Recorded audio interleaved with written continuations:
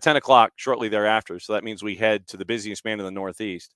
Catch up with Dylan Butler here on Wall Pass Wednesday. Dylan, what up, as the kids say? What's the haps? Wow, that's a good one. I've never heard of that one before, but I'll have to remember that one. So Varsity Media, let me check in with it because I have Varsity Media on my alerts. So whenever there's a Saturday football game or anything going on, there's Varsity Media. So how was the weekend for you being on the desk and Varsity Media-ing? How was the desk? Was good. Yeah. They all kind of, busy, pretty busy Saturday, I think, with all the comings and goings and moving and shaking and all that is late season MLS soccer. Yeah. So of course Sunday was thankfully quieter on the desk. Yeah. I like to end my week with a 0-0 draw. Not a lot of extra lifting to be done there. And then Varsity Media-ing was, for me, quiet. Like we had games, I wasn't on them, but I do have a stretch of coming up this week, 5 games in 5 days. Oh, yeah. The plus is how many? I want to 2 football games. I would have seen 3 of the 4 teams already. Okay, so that helps, right? Like it's not a full from scratch chart that you're building. That could be a pain in the what, especially for football. Yes. And then 2 soccer matches. Of those 4 teams, I've seen 1 this year. Okay. So that's good as well. Not too bad. And then the other football game, we might be logistic issues that we might have to cancel out. So it might be 4-4 instead of 5-5. Okay, because I would be busy. Yeah, because when you mention something like that, traditionally the first thing that pops into my head is that when you mention logistic issues, I'm either thinking scissor lifts or having to call a match like Harry Carey and Steve Stone used to do on WGN, where they'd be out in the bleachers calling the game and relying on monitors and trying to call a game that way when you're not really calling a game. You're just kind of out there with the people. What's the take? Is this it? Is that right? Like yes. The ear? Yeah. Yes. Yeah. It's one of those. So I didn't. So we might choose not to do that game. Okay. All right. But trust me, I am a man of the people, but I prefer not to be a broadcaster of the people. Yes. Yeah. As long as unless security is there to aid you in that kind of a conversation. Right. All right. So weekend passed, and so all the momentum of the penultimate day in the MLS calendar, and so of course that means we get an international window, except for the 2 matches that are going to be the makeup matches from other competitions: Columbus, New England this weekend on Saturday, and Vancouver and LAFC on Sunday, both on the season pass. But from the weekend past, in and amongst all the chaos, what are some of your big thought points that have resonated with you from the weekend that was, as we get ready for international window that will be? Yeah, holy smoke! I got to go back. I'll run them down a conference at a time if you want. Yeah, that'll help. I think just because it's been such a flurry between Wednesday and Saturday. Like we had a Shield winner last Wednesday, right? Or was it Saturday? We had it on Wednesday. Well, you had Messi and friends. So. Yeah. Messi and friends had Toronto at the end of it all. I mean, the midweek games were the ones where they had all the goals, basically. It's like you got all the offense out of your system in the midweek when you were here last time. Yes. Charlotte and Chicago played for 7. NYC and Cincinnati played for 5. Although I will say this, funny, right, with Miami. Mm-hmm. Sorry, I was going to say, it was funny with Miami and Toronto. So, like, they win the Shield, and Miami's like, listen, we don't care about the points record, right? Now we're about winning the cup. Like, that's what is important to us. and they go out and they set themselves up to obviously contend for the points record against the club that has the points record Mm-hmm. on decision day. So that was interesting. That was one take. I do remember a certain Italian player for Toronto, not exactly going out on a strong point. Oh, If his last actions as a actually that was that was the other game, right? That's what I'm yeah, saying. They're all together, but yeah. it was still his last actions as a Toronto player, possibly. Mm-hmm. Kicking the ball like a petulant child up in the air and getting sent off. So his next action apparently was just signing autographs from the luxury box Of, of during course the it Miami match. Of So course it was. Good Lord. um, Um, yeah, I mean, I do want to discuss what happened in Chicago yesterday because that actually did break on the yeah, show. But let me get through the results first. You end up with uh, Atlanta splitting their time, beating Red Bulls. We talked about that in hour number one with Tyler. Charlotte beats Montreal, and this is the weekend action. Orlando beats Cincinnati, and that helps out Orlando. Cincinnati is now put in a position where next weekend doesn't matter to them one way or the other. Columbus and Philly played for 5 goals. I think that it normally takes 7 matches for Philly to be involved in a 5-goal match, but DC wins. Minnesota wins. LAFC puts a number on Kansas City, and we can have the Peter Vermes discussion once the season's over. All Caps beat Houston. Seattle beat Colorado. LA over Austin. We can talk about Josh Wolf. We haven't had the chance to talk about that. RSL over San Jose. NYC. Nashville was just kind of like, oh, we don't have anything to play for. Okay, cool. And that that ship. was looking like 10-0 at halftime for a little while. It was. That was not pretty. And then Portland and Dallas wasn't pretty either for the opposite reason that no goals were being scored, but Bad for Portland. very bad for Portland. And especially for those of us who have Portland players on our fantasy teams. And that didn't go over well either. All right. So with everything now being what it is, getting ready for decision day, and obviously having this discussion again leading into to decision day next Wednesday, if you can hop on and join us then, setting up everything. Coming out of the penultimate weekend of the season, now things are where they are. What sticks in your head? Yeah, I mean, I think missed opportunities front and forward there, right? With Portland, they're home. They're playing a Dallas team that's already been eliminated, right? Like, get the job done. Like, get yourself a better position. And now it's back-to-back draws for them. That was bad. Um, I thought the LA Austin match was wild. Mm-hmm. Like, the hockey season just started, but that was a hockey game that was being played. I'm anxious to see what the number on the suspension will be for that Yes. horrific tackle on Ricky Pooch, which apparently got Greg Vanney out of retirement because he was ready to go put on a Galaxy uniform and take him on. That was in front of their bench, and Yes. we talked about it with Bart on Monday as a part of our reffing down here. And the tackle by Guilherme Biro, who is up for postseason award nominations, like newcomer of the year. I don't think that this will bode well for any votes, but literally Biro goes sliding in, lifts his legs, lifts them even higher. Puig tries to use some vert to go over the top. He still gets clipped, and it's in front of the LAG bench.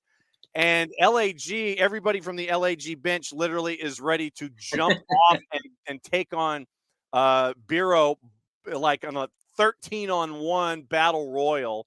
And you mentioned Vanney, and Vanney was about ready to jump out of the coach's box too. I mean, And then Wolf and Wolf and his staff took exception to Vanney's reaction to the tackle. so Wolf takes exception to Vanney taking exception to Yes. Biro taking exception. Did I get that right?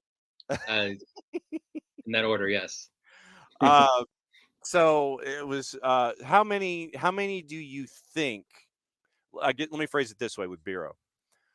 How many games do you think in addition? How many should it be in addition? Let me phrase it 2 separate ways for additional suspension. I don't really have a distinction. I think it should be 4. Okay. I've seen the number of like 6 out there, 6 to 8. Yeah.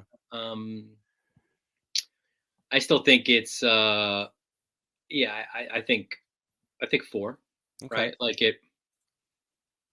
we've I'm trying to think what's like the last really bad challenge that we saw for multiple games. Oh, was it? And I mean, this is one that just pops into my head involving a current Atlanta United player. Was it Derek Williams as LAG in Portland? Maybe LAG's all over these Why, yes, they are. flashpoints. Yes. Um, but from a soccer standpoint, right? Like Galaxy, listen, Galaxy should finish first, right? But LAFC has the game in hand. They're going to make it interesting. Yes. Good response from LA. Surely somebody there on the bench, on the technical staff, knew the LAFC result. So good for LA to go out and do what Portland didn't do, really, right? And like get the job done. So that was important. And then yeah, like what the next morning is the end of the Josh Wolf era at Austin as they were eliminated by the Galaxy. So, since you mentioned Josh Wolf, let's go there.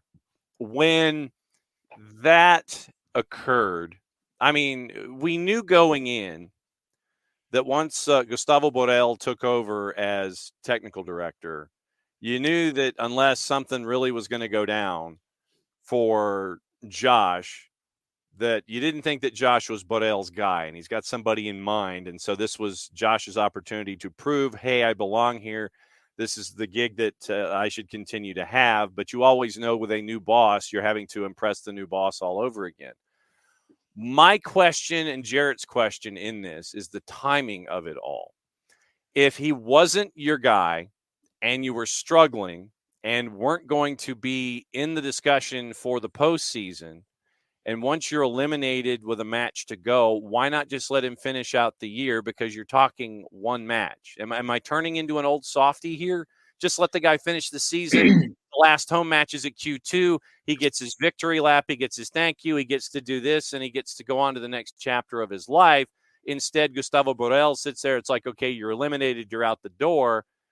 Really, if you're eliminated, what does one match difference mean? Basically. Yeah, so I thought about this as well, right? Like, and I thought about a little bit of the City Football Group sort of thought process, right? Yeah. Because Burrell came from that same engine, right, if you will. And like, I remembered back when Jason Kreis was let go,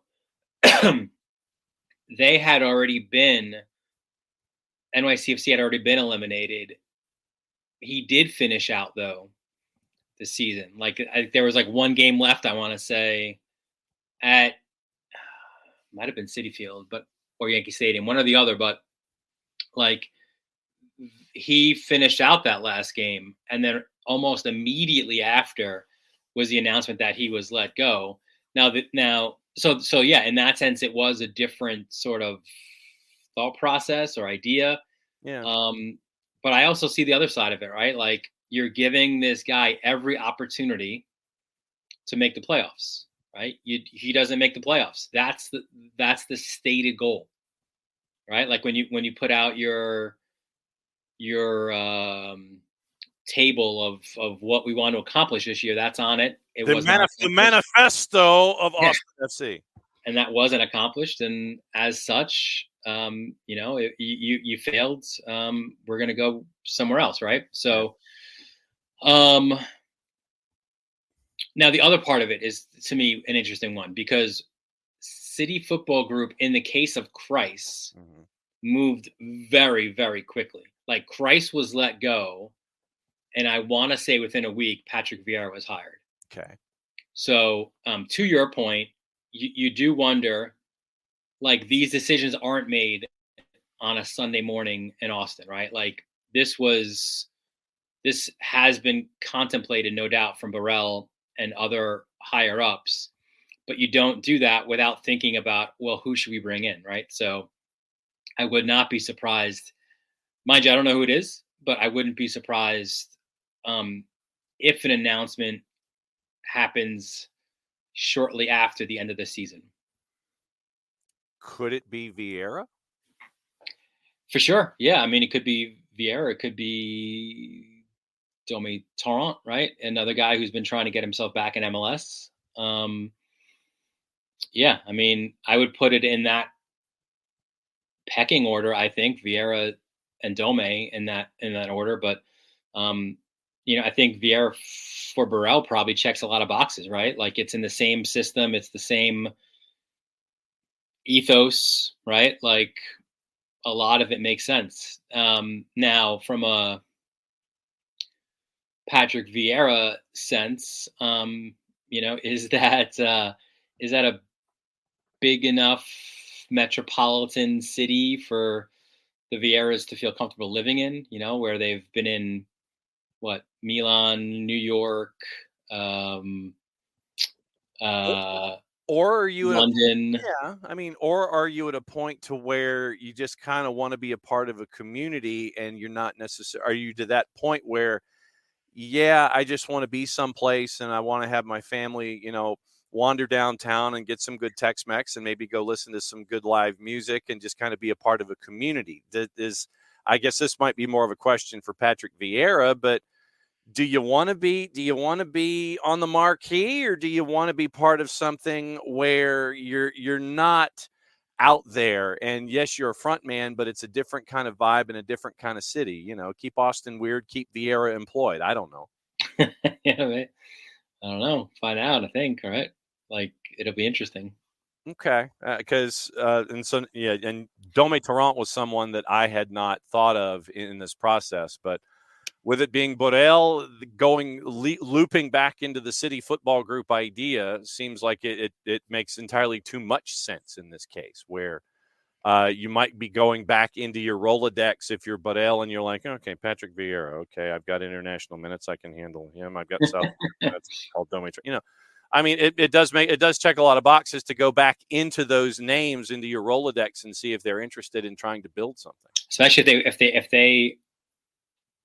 especially if they're managers who have coached under the way that you want this team to play, right? So now that brings us to Chicago. And yes. First off, before we get into the actual idea of the name and the franchise, how are you specifically about a coach that has both titles when it comes to being in charge with an organization, of both being the head of soccer operations, major domo for, bringing in dudes, general manager, technical director, chief soccer officer, and head coach? How are you about the Bill Parcells idea of I'm in charge and I'm bringing the ingredients and I'm cooking the meal? How are you about somebody like that? Yeah, I think that's I think Major League Soccer has matured and grown to a point that is outgrowing that idea. That was fine, I feel like, even 5 years ago. But how many of those do we have left, right? Vermees? Yeah. Vermees. Like, it didn't work with Arena. It's not really working with Vermees, if we're being honest. Bradley. Didn't work, right? So there's, of the current crop of technical directors or sporting direct, whatever title you want to put on the GM head coach, right? It's not, I feel like we're beyond that. It's kind of like when you and I were kids, right? Mm-hmm. And we had to go somewhere. We hopped in the station wagon. We were in the back. There were no seatbelts. We just sat in the back and we survived. Yeah. But we know better now, don't we? There's a certain knowledge of how to do things that just because we did it that way doesn't mean that we should continue to do it that way. So jumping out of a tree and Yeah. landing in a pile of leaves when you are 12 or 13, no matter how tall the pile of leaves is, no matter how many branches you go up the tree, doing that when you're 45 is not necessarily the best idea. Probably not. Or, maybe eating a full bag of Doritos or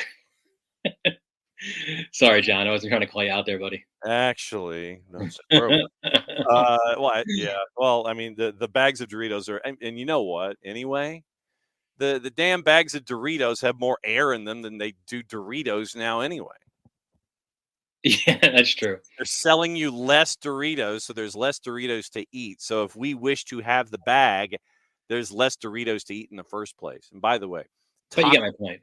taco flavored Doritos, not made in production enough, heavily underrated.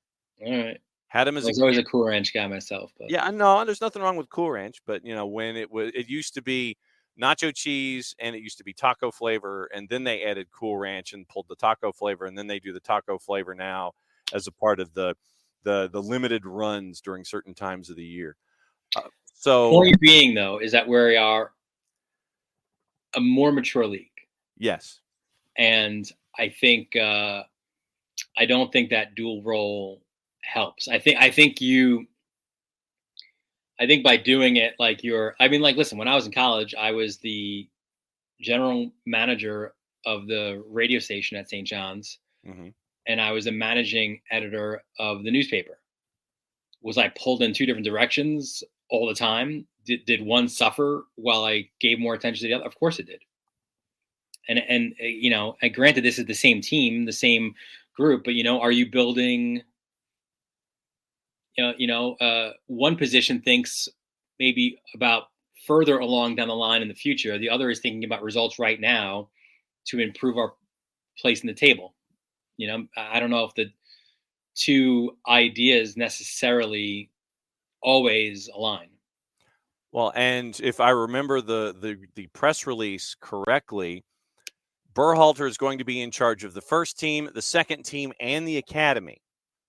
So this is sounding more and more like a CEO role where you really need to surround yourself with quality assistants that are going to be mentally with you and know what you want and can translate your thoughts into the on the field thing while you're focusing on Fire 2 and Fire Academy, in addition to bringing in players to represent what you want to be with Chicago Fire. This sounds like you need to be like 8 different people, but it's going to Yeah, be I don't like how are you going to be at like a Fire Academy match or meetings, go to a Fire 2 training? Like I don't I think he would be great for that role. Don't get me wrong, right? Like I just think you're right. I think that's a lot of hats for one person to wear.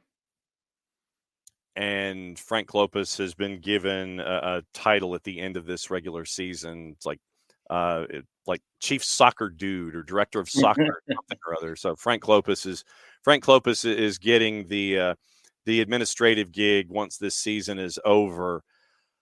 When it comes to the hire itself, taking away the roles, taking away all of the different aspects of it and all of the tentacles that are attached to it, what do you think about the hire specifically of Berhalter to Chicago? Yeah, I like it. I like it a lot. I mean, I think we discussed this here that it always felt like he was going to be the guy. Even when you mentioned San Jose with him, I thought, they were just waiting to That was Jarrett and wishful thinking, I think was what that was. dot the I's and cross the T's with this one. So, yeah, I hope it works out. I think if he was, I think you're right. I think now, who gets hired to coach alongside him, right? That's going to be super important because he's going to have to delegate a lot. But I do like the idea of Greg Berhalter back in the club scene, back in MLS. Listen, so much is said obviously about Wilfred Nancy and what he's done with Columbus, but keep in mind, Berhalter, before he went to the U.S. men's national team, was doing a terrific job with Columbus, right? So, He has the pedigree. He has the history. He knows the league. I think it's a smart move, but it's another one of these by Chicago, right? Like you like the move, but Mm-hmm. Yeah. and the but is a big one here because you need multiple people for these jobs. Yeah. And you know, I like big butts, and I cannot lie. When you have vacancies like this, who would be in your mind, and like literally, I'm just spitballing this off the top of my head, who do you think would be good lieutenants for Berhalter on that staff? Maybe this is a question that you can hang on to and think about and put in the hopper for a week as we think about it. But are there such? I Would mean, there be good do you lieutenants? go back with Lucci again? Like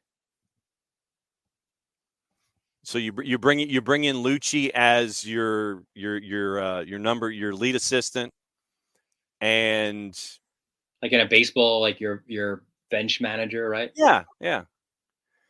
So it'd be like Bobby Cox, Leo Mazzoni kind of a thing where it's like you trust that individual to do that aspect of this, but obviously for someone like a Lucci, if he was to be brought in, it would be more responsibility, and it'd be like have the discussion with him. It'd be like, bruh, here's the deal. I got a lot of ish on my plate. I need you to be me. Yeah.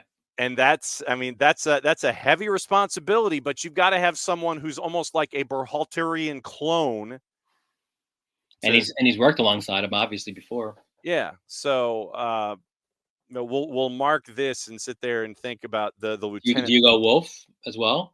See, and I think that the key in this, because if you are going to be spending a lot of time bringing in talent, and then you're looking at Fire 2, and you're looking at Fire Academy, and Fire 2 are in the playoffs and Next Pro, so you're going to be able to see what's going on there out of the blocks.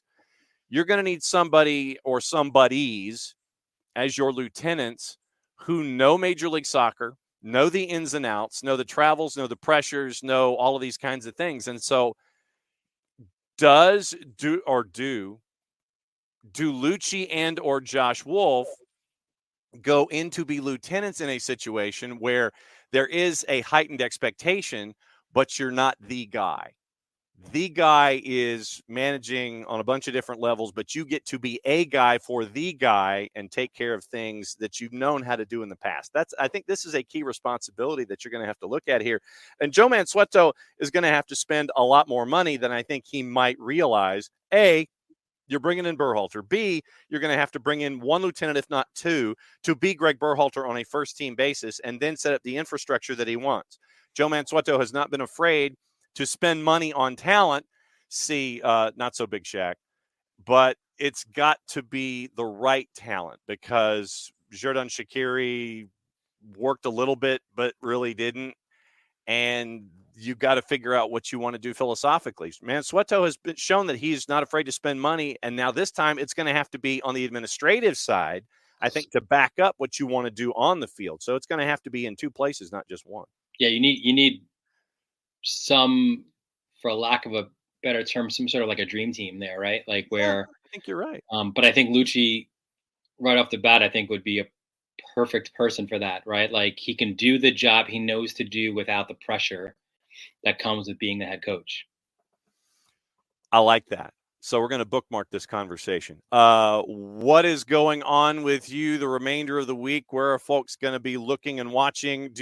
Are you on the desk for these games on Saturday and Sunday? Saturday, yes. Sunday, no. Okay. So you get the Eastern Conference game, the Eastern Conference makeup game that sets up everything coming up on the U.S. men's national team game. Oh yes, that is correct. Yes. A certain era beginning there. Yes, and so we will discuss that when you come back next time as to everything. All right, so lay out everything what's going on in the Dylan Butlerian universe and Butlerian universe. Yeah, I mean, Saturday, MLS Saturday. I will be producing Hofstra men and women's soccer broadcasts this weekend. Oh, it's another one of my 17 jobs I have. You only got the 17 job, man. What a motto. And then it's prepping for 4 to 5 games next week. Well, as always, my friend, it's great when we can grab you with everything else that's going on with the 17 jobs and being blessed and being a Yankee fan and making sure that folks end up making it to school on time. And then Nervous with the Yankee fan part, but yeah, I know. Oh, what's the mug this morning, by the way?